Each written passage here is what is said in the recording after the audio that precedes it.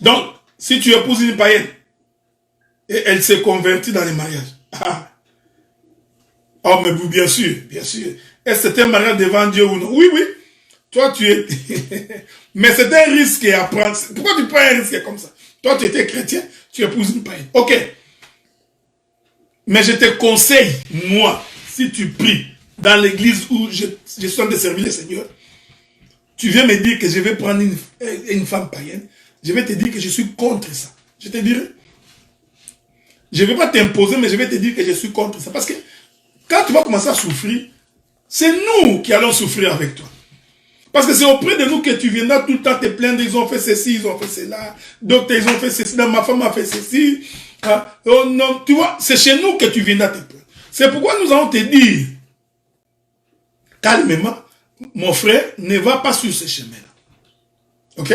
Bon, il y en a des têtus qui n'écoutent pas, surtout quand il est emporté par l'amour. Il va aller épouser. Je viendrai manger les poulets à la fête, frère. T'inquiète pas, je viendrai. Je vais venir, je vais manger. Tu épouses, tu viens. Une fois que tu es venu avec, il est possible que la femme se convertisse. Si c'est converti, gloire au Seigneur. Ok? Il n'y a que Dieu qui connaît s'il va se convertir. Mais si ça arrivait, gloire au Seigneur, mais je ne te conseille pas de faire ce chemin-là. Bon, les païens mariés avant la conversion. Et l'un d'eux s'est converti. Automatiquement, Dieu reconnaît ce mariage. Non, pas nécessairement. Vous étiez païen, l'un d'entre vous. Mais vous savez, il y a une écriture qui dit, hein, rentrons dans le livre de 1 Corinthiens chapitre 7. 1 Corinthiens chapitre 7. Rentrons là-bas. L'écriture dit ceci.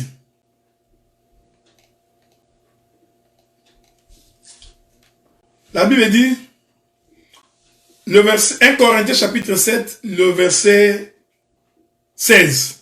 Il est écrit. Car sais-tu, femme, si tu sauveras ton mari, ou que sais-tu, mari, si tu sauveras ta femme. Bon, tu vois? Donc, ici, Paul pose la question. Paul, c'est une question, hein? C'est une question. C'est pas une affirmation.